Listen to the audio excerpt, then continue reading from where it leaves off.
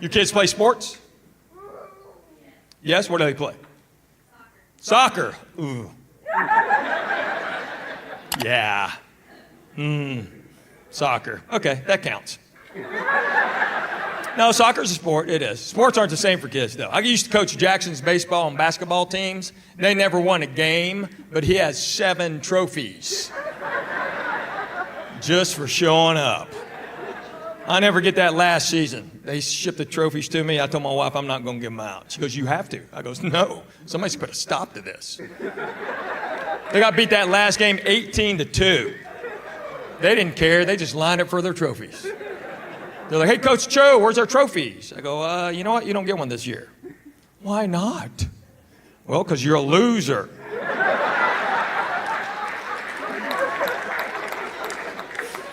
Now put your helmet on, get out of here. Go get your snack. Who started snacks? I'd have a snack my entire childhood. Pre-game, halftime, post-game. Orange slices, gotta have orange slices. There's a snack list. I'll never get my first snack list experience. Very first practice we ever had, I told all the moms we're not having snacks. This mom ran me down in the parking lot. "We have to have snacks.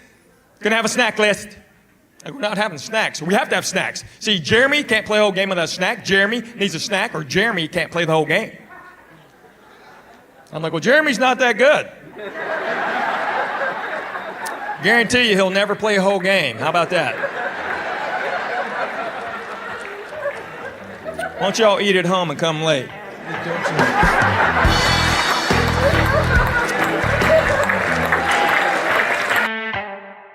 I have plenty of time left and plenty of jokes left before I get out of here. Anybody have any questions so far? Question right there. Hang on one second. Hey. Shh. You got other people around you, okay? They didn't come here to hear you.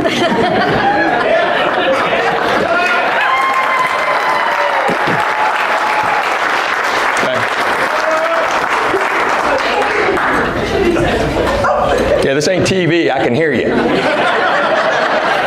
Okay, yes, ma'am. Why don't you ever come to Michigan? Why don't I ever come to Michigan? Why would I go to Michigan? What part of Michigan do you live in? North of Detroit. North of Detroit. Like where? Sterling Heights? Rochester. Rochester, yeah. So there's a good chance I'll be there next year. Really? Yeah, so what happened is, I was doing a bunch of TV and films, and then I kind of checked out for a decade to raise my kids. And vasectomy's older now, so I'm more mobile. So I'll probably get there next year. And if not, but I go up there and play golf all the time. But I don't do shows, I'm playing golf. You drove all the way here? Yep. Y'all came all the way from Rochester? You're from here? We stayed. You stay with them? Well, thank you for coming.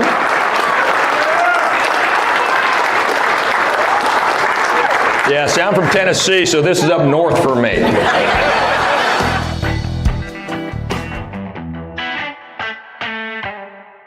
Y'all doing good, Lexington? Yeah. Cool. All right, hang on, I got a cough drop. I got to get out of here. Sorry. So I'm going to name drop, and Paul McCartney told me never be a name dropper. But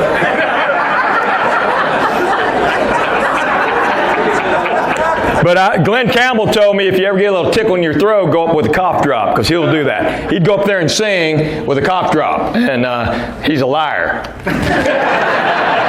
Maybe you can sing with it. I can't. I got a good Glen Campbell story. If you don't know who Glen Campbell is, he was the Justin Timberlake of his generation. Okay?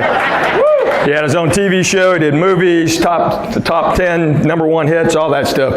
And so Glen and I were doing a show for the International Poultry Society. And so we're on our way to the gig in the car, and he looks at me and goes, "Hey, Henry, you going to do some chicken jokes?" And I go, "No, Glenn, you do all the chicken jokes you want to do." He goes, "Really? Because I got a couple chicken jokes." I go, "Yeah, you do the chicken jokes. I'm going to leave them to you." So I do my set, and Glenn goes out there, starts telling chicken jokes. And everybody's just staring at him. And he looks stage left at me, and I go, Poultry, not poultry.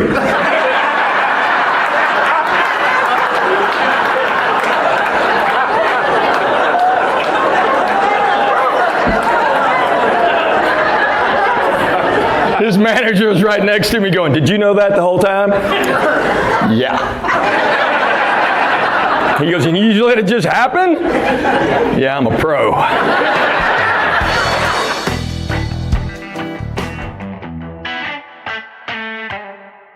So in my daughter's class, they were learning about Native Americans, and the teacher let the kids pick their own Native American name. So she asked one boy, what's your name? Said, I'm Running Deer. Asked another boy, what's your name? Said, I'm Roaring Bear. Asked my daughter, said, what's your name? She said, I'm Chick-fil-A.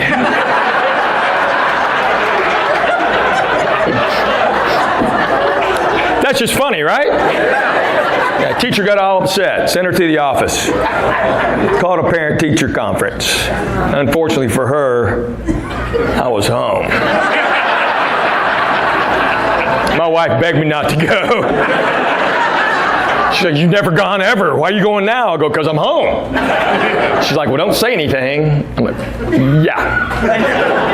I didn't get a chance. Walked in, teachers go, so Mr. Cho, what do you think about that? I said, I think that is hilarious. She said, don't you have any concerns? I said, yes, ma'am. Did she time it right? She should have hesitated, then hit you with it. I'd wait longer, but I'm a pro.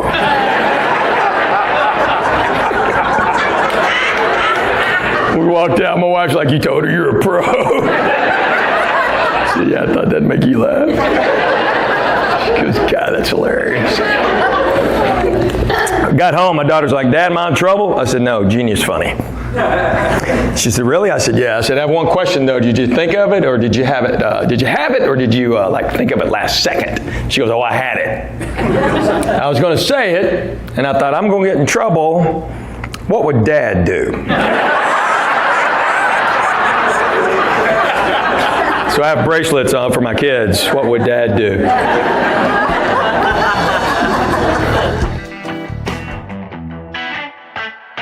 Clap, you have kids middle school and younger. Who out there has middle school younger? Got a few? Yeah? Got a few? Right there? How many kids do you have? 2. What are the ages? 24 and 14. God, you're an idiot.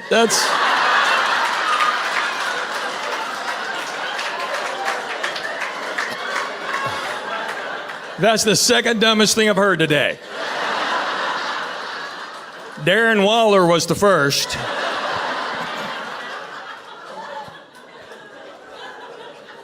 (24 and 14? What? Wow, you have like 2 generations of kids. Wow, boys or girls? Both boys. Wow. Okay, so one didn't wear a helmet, and one does. That's crazy. I mean, that's a big gap. Yeah, you're it. That's stupid. Well, good for you. I like how you jumped in on the middle school part.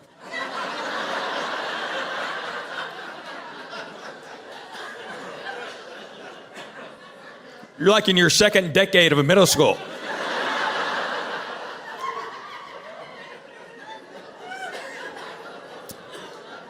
Okay, who has real kids that are in the category? Or I'm kidding. Back there, how many kids do you have? Yes. I got 3. What are the ages? 12, 10, and 7. Okay, see, that's kind of what I was going for, right? So, you should stay out of any kid questions.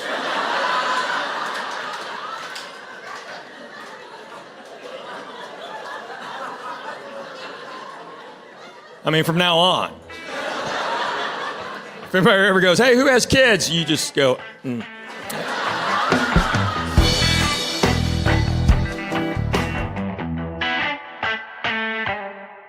But Linda Bloodworth, she saw me do stand-up on TV, and she wrote a role for me on Designing Women. Right. And I'd never acted in my life at this point. She's like, hey, I got a role for you. Love for you to do it. I go, sure, I'll do it. Yeah, so next thing I know, I'm sitting there at a table read, Annie Potts and Dixie Carter and wow, that's Delta great. Burke. And, when being on TV meant something too. Yeah, there were only 3 channels back then. That's right. Fox was just coming on board kind of thing. And you got a whole new audience after Designing Women. Yeah, I sure did. I sure did. The inside of my apartment looked spectacular after that. But yes, but Linda Bloodworth got it. Yep. She saw it. And, it was one of those deals. I had a meeting set up with Brandon Tartikoff the next week. Jesus. Wow. Because Delta Burke was like, hey, why don't you just show up next week? Yeah. She'll have to write you in. Just show up. I'll come pick you up. And I go, I have a meeting Tuesday with Brandon Tartikoff. And she's like, wow. Yeah, that's amazing. I go, yeah, I can't really not go to that. so I'll go in, and Shayna Landsberg from NBC Development, she got it. Yep. And Brandon got it, and we just couldn't make it work. And one of my biggest fans and supporter was Steve Allen, who invented the Tonight Show. The original, yeah. Of course. I did the comedy convention 1989 in Las Vegas. Mm-hmm. Did a set, came off, and there stands Steve Allen. Wow. And he's like, hey, Henry, I'm Steve Allen. I went, yeah, sir, I know who you are. And he's like, you know that old saying, there's no such thing as a new joke? I said, yes. He said, you have like 10. Wow. He goes, there's been a couple Asian comics, been a lot of Southern comics, never been an Asian Southern comic. That's right. So your angle is totally different. And he looked at Shayna Landsberg, who happened to be standing there. Wow. And he's like, Shayna, we got to get him on TV. And she goes, well, we're trying. We can't get people to get it. That's great. They just couldn't get it. It was so different back then. But especially back then, you got to be thinking after a conversation like that, and every step of the way, I'm sure you're getting compliments and great, representation. But the tailwinds that you must be given when you hear Steve Allen say something like that to you has got to be just a huge boost to the confidence. Oh my gosh, Steve Allen! I got a call from some DJs in Seattle. Yeah, and they said, "Hey, just want to say, hey, we have somebody on the air here," and said he's one of your biggest supporters. And I said, well, who's that? And they go, Steve Allen. I went, what, Mr. Allen? And he goes, hey, Henry, yeah, I'm on the air. And God. They were asking me about who I think, should be on TV and who be moving forward. And I just talked about you for about 10 minutes. And so they wanted to call you. Oh, my God. That's unbelievable. Yeah. I'm like, pretty sweet. Yeah.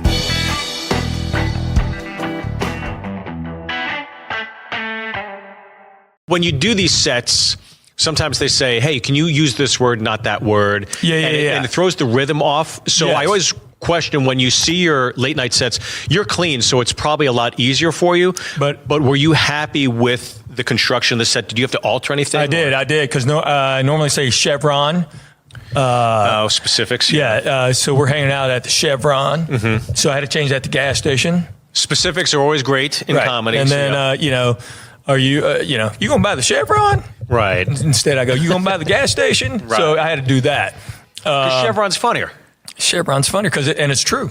And did you try a few different gas stations, or was Chevron always the go-to? Chevron was the go-to because it's real. That's it. That's where you go. Yeah. Okay. I get coffee at the Chevron every time I'm there. Right. Yeah. That's where you go.